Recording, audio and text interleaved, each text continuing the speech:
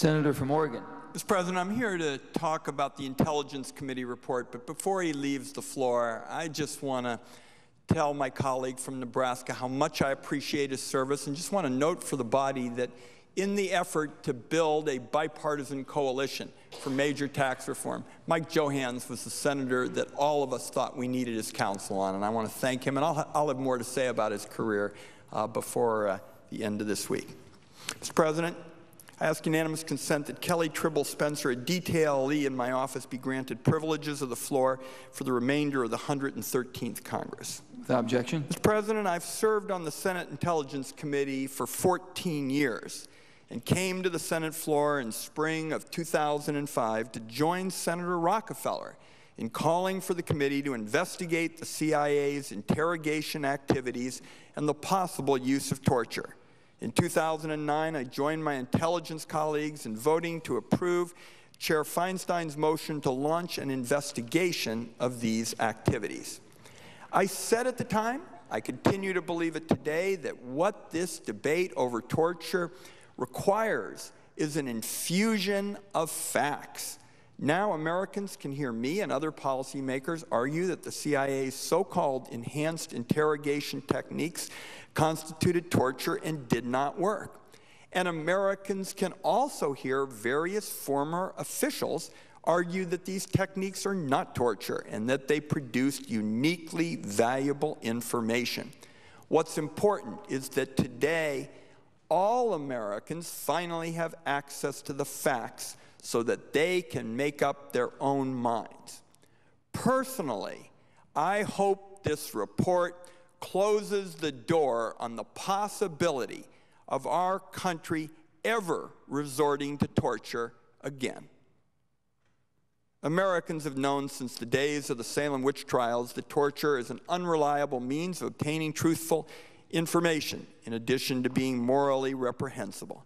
But following the terrorist attacks of September 11th, 2001, a small number of CIA officials chose to follow the advice of private, outside contractors who told them that the way to quickly get important information from captured terrorist suspects was by using coercive interrogation techniques that had been developed and used by communist dictatorships during the Cold War.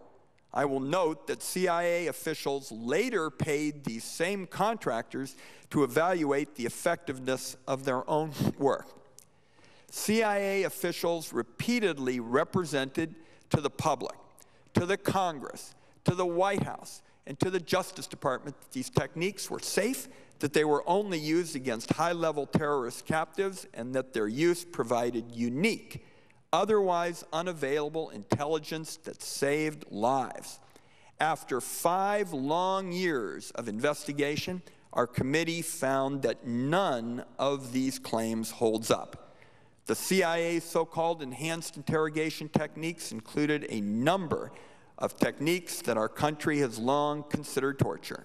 Furthermore, the CIA's own interrogation records make it clear that the use of these techniques in the CIA's secret prisons was far harsher than was described in representations by the CIA. CIA Director Michael Hayden testified that any deviation from approved procedures were reported and corrected. But CIA interrogation logs describe a wide variety of harsh techniques that the Justice Department's infamous torture memos did not even consider. Practices such as placing detainees in ice water or threatening a detainee with a power drill were often not appropriately recorded or corrected when they happened. Director Hayden also testified that detainees at a minimum have always had a bucket to dispose of their human waste. But in fact, CIA detainees were routinely placed in diapers for extended periods of time, and CIA cables show multiple instances in which interrogators deliberately withheld waste buckets from detainees. CIA records indicate that some CIA prisoners may not have been terrorists at all. Some of these individuals were in fact ruthless terrorists with blood already on their hands. But one of the report's most important findings is that this does not seem to have been the case in every instance. In one particularly troubling case, the CIA held an intellectually challenged man prisoner and attempted to use tapes of him crying as leverage against another member of the individual's family. At another point, the CIA official noted in writing that the CIA was holding a number of detainees about whom we know very little. And the CIA on multiple occasions continued to hold people even after CIA officers concluded there was not enough information to detain them. The review even found email records that described Director Hayden instructing a CIA officer to underreport the total number of CIA detainees. To this day, the CIA's official response to this report indicates that senior CIA officials are alarmingly uninterested in determining exactly how many detainees the CIA even held. Now, to be clear, the report doesn't attempt to determine the motivation behind these misrepresentations. The report doesn't reach judgments about whether individuals deliberately lied or unknowingly passed along inaccurate information. It simply compares the representations the CIA made to the Congress, the Justice Department, the public, and others to the information found in the CIA's own internal records, and it notes where those comparisons reveal significant contradictions. One of the biggest sets of contradictions revolves around the repeated claim that the use of these techniques produced unique, otherwise unavailable intelligence that saved lives. CIA officials made this claim to the White House, the Justice Department, the Congress, and the public. The claim was repeated over and over and over again.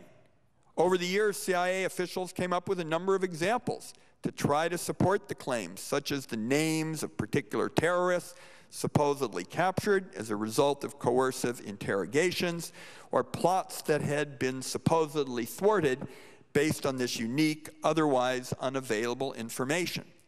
The committee took the 20 most prominent or frequently cited examples used by the CIA, and our investigators spent years going through them.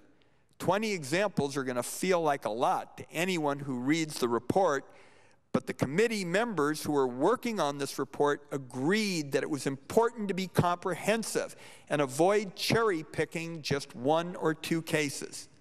In every one of these cases, CIA statements about the unique effectiveness of coercive interrogation techniques were contradicted in one way or another by the agency's own internal records.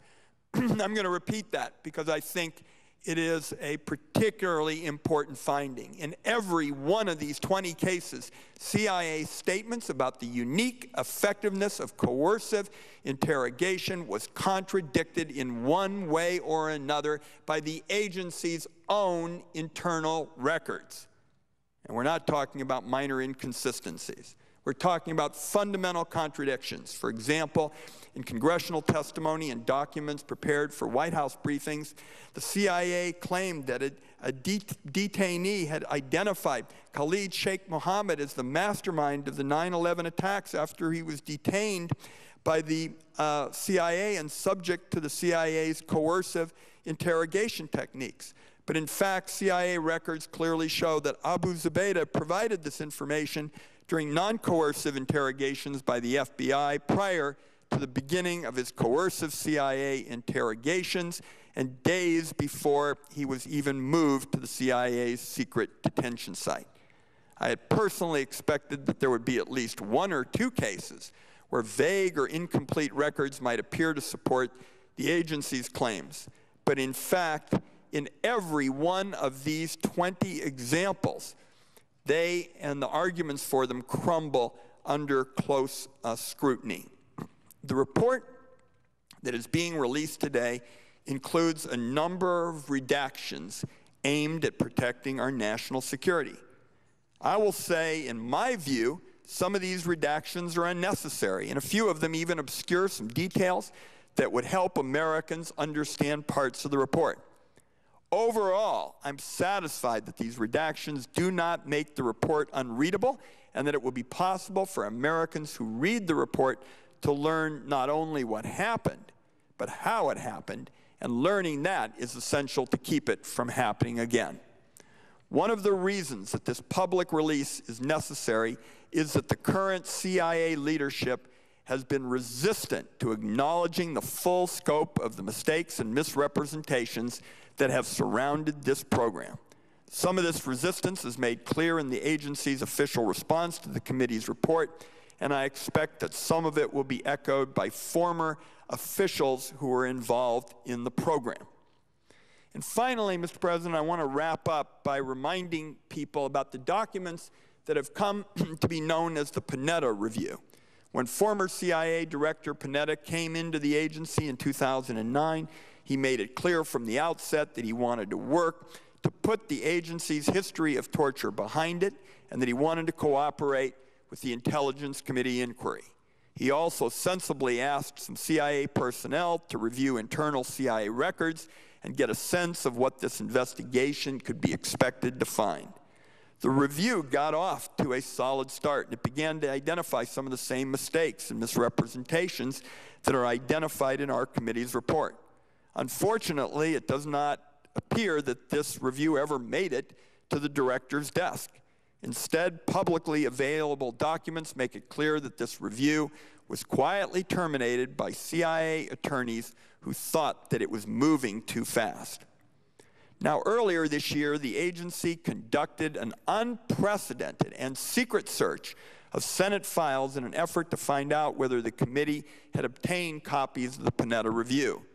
After it was found that committee investigators had in fact obtained the Panetta Review, the CIA actually attempted to file unsupported criminal allegations against Senate staff members.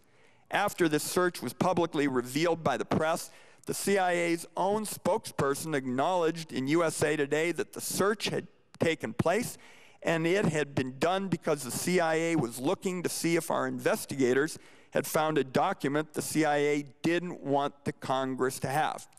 Incredibly, that same week, CIA Director John Brennan told Andrea Mitchell of NBC that the CIA had not spied on Senate files and that, quote, nothing could be further from the truth.